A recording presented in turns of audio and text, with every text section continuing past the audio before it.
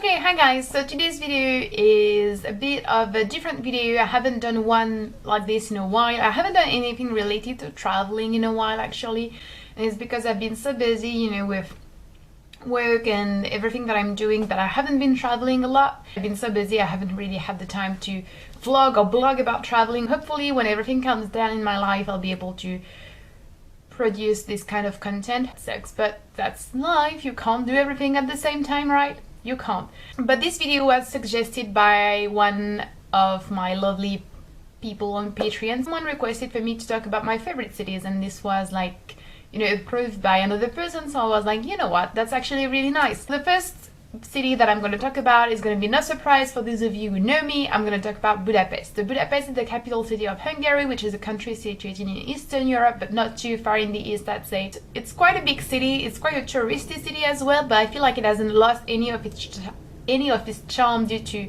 the amount of tourists that visit. And anyway, it's not like there are so many tourists, but it's definitely touristy and it's definitely a well-known city. I think it really is my favorite city, I think, in the whole world. It's so beautiful, it's very interesting, the history is quite easy to notice. There are beautiful museums, and there's a very interesting museum which is called the Oro Museum, and it tells the story of Hungary during the Second World War. The architecture is amazing. That's really what gets me all the time. It's this perfect balance between old and just being convenient and being practical. Everything's old, everything looks like it could crumble down at any moment. Not everything, but many things. Yet the metro works very well, the tram works very well. You have fancy restaurants, and you have museums, and you have shops, and you have bars, and it's so cozy and casual. You have so many vegan options everywhere. People are quite nice, even though I've heard that they're nice to white people and not necessarily to people of color, so that's something maybe you would want to research. One thing that I also really like is that it's very cheap. So basically, if you want to take the train or the bus to another city or to the lake, the Balaton Lake for example, you can do it and for very cheap, and you can discover other very interesting and beautiful little cities with churches and different architecture, little houses, and the nature is really nice too. So, and the food is really good. The second city I want to talk about is Lisbon. Very different, yet it reminds me of Budapest in a way, because it's very busy and there are things going on everywhere basically. I think it's charming, it's colorful, the people are so friendly and diverse. It's a lovely and peaceful yet very busy and lively and energetic city. It's a city that I would completely see myself living in. Really enjoyed the churches and the religious buildings there because they were beautiful. The proximity with the sea, I mean, it's technically not the sea, it's actually a river, but the proximity with the river and everything makes it even better. Reminds me of the south of France in a way where, when you're in the south, basically everything is kind of relaxed and chill, and you feel it definitely. You feel this douceur de vivre. I feel like this is exactly the way of putting it. Third city I want to talk about is Zagreb. So I haven't been to Zagreb very long. I've been there for one day, yet I wanted to include it in the video. That should tell you how much I think the city is lovable and interesting. What I really love about Zagreb is basically what I liked about Budapest. I think Budapest, it's the Eastern Europe sort of feeling and history and aesthetics. It's the fact that it's quite small and walkable. It's the fact that it's edgy without being hipstery. Next city I want to talk about is Venice. Yeah. So I know, super touristy, super obvious. Maybe some people are gonna be like, oh, I do love Venice. I think it's beautiful. I think it's a shame how touristy it is, because it really ruins the city in a way. So I think people should really, like, I don't know, maybe people like in Italy, in the Italian government, or people that rule the city or whatever, I think things should be done to organize the tourism and prevent Venice from becoming maybe like an open museum or like a museum city. If you go to Venice and if you spend the day, you will find it very touristy, you will find it very cliche sort of like, but then when the night falls, Venice completely changes. And if you take the boat and if you go to these small islands, or even just if you go to the Lido, which is quite touristy in itself, you feel, I think, a very different sort of Venice, and if you spend a little bit of time there and if you lose yourself and get lost, you can definitely experience a more authentic side of it. It's a very nostalgic city as well, like there's a sense of sadness to it, which is perhaps something that people would not like, but it's something I quite enjoy. Next city I want to talk about is Kamakura. So Kamakura is a little town, no, not really a little, but it's a rather small town in Japan, very close to Tokyo, so it can be done in a one-day trip. The reason why I chose Kamakura is because it's really close to the ocean, and I love the ocean.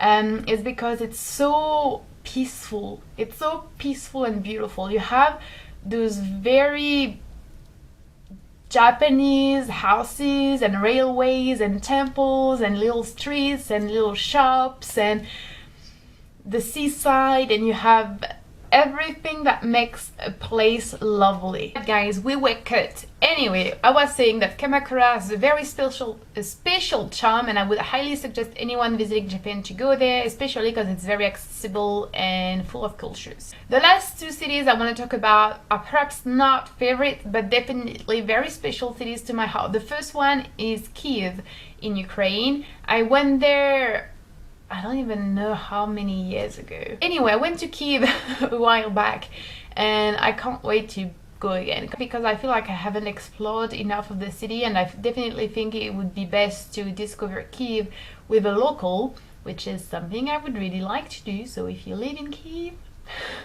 but yeah, I went there with two of my friends, and they were quite surprised because they ended up really liking it as well. I wasn't surprised because I knew I would like it, because I mean it's typically the sort of things I like. It's very, very Eastern Europe, it's very religious, it's very historical, and it's very different from France. I don't know what to say about it except for the fact that it's big and beautiful.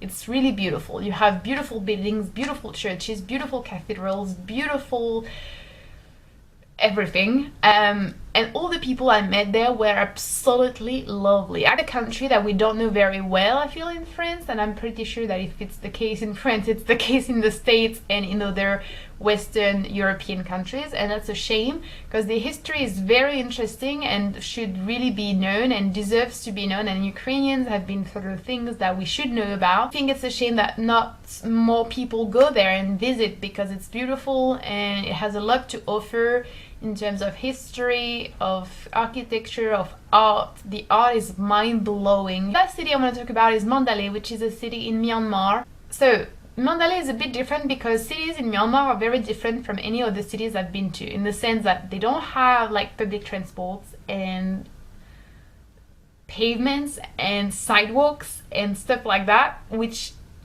for me are essential so that I can picture the geography and like the map of the city in my head. For me, Mandalay is more like places that are sort of connected to each other by roads and motorbikes, basically, because it's also a city you can't walk. The people were really, really nice.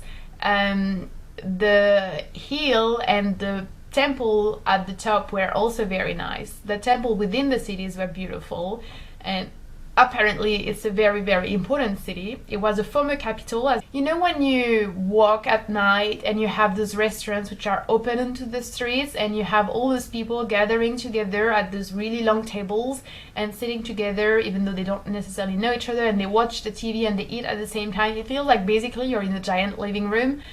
I do really enjoy that. I do really enjoy the feeling that it gives you when you walk by, and even though people stare at you because there aren't that many foreigners and there aren't many white people with blue hair and green eyes, you don't feel you don't feel excluded. No, I just really, really, really enjoy Mandalay, and I was really sad when I left. So basically, I guess what really sort of made me choose all of the cities is the sense of sadness that I felt when I was leaving, whether it was after a day or after a longer period of time. Yeah, I hope you enjoyed watching this I hope you enjoyed watching this video, guys, and I would really love to know what your favorite cities are and why. If your city is interesting, and if your city, you really like it, and you would perhaps encourage me to visit it, please do so.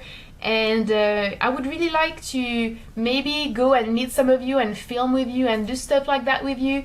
I don't know if I can afford it right now, but it's definitely something I would really be interested in. So if you live somewhere that you like, or if you, please just let me know. You know, it's a long shot thing, but you don't know. We don't know. I'm traveling always, not right now because I'm so busy, but I'll be traveling a lot more. This summer I'm going to Kazakhstan and Uzbekistan, hopefully. So if you're in those countries, or if you know anyone who's in those countries, don't hesitate to message me. Also, the reason why I've done a Patreon page is because I want to create different content for you guys, and I think what really matters for me on this channel is the community aspect and the exchange aspect and learning from each other. So you know, that all connects very well. So if you have something to say, if you have something to show, if you have something to share, if you're interested, you know, you could always message me and we can always make it happen. Let me know in the comments what your favorite cities are. If you have anything you would like to share with me on a more personal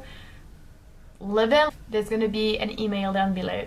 And if you like what you see and you want to support me, don't hesitate to go on Patreon. Even $1 make a difference. Thank you for watching, and I'll see you later. Bye!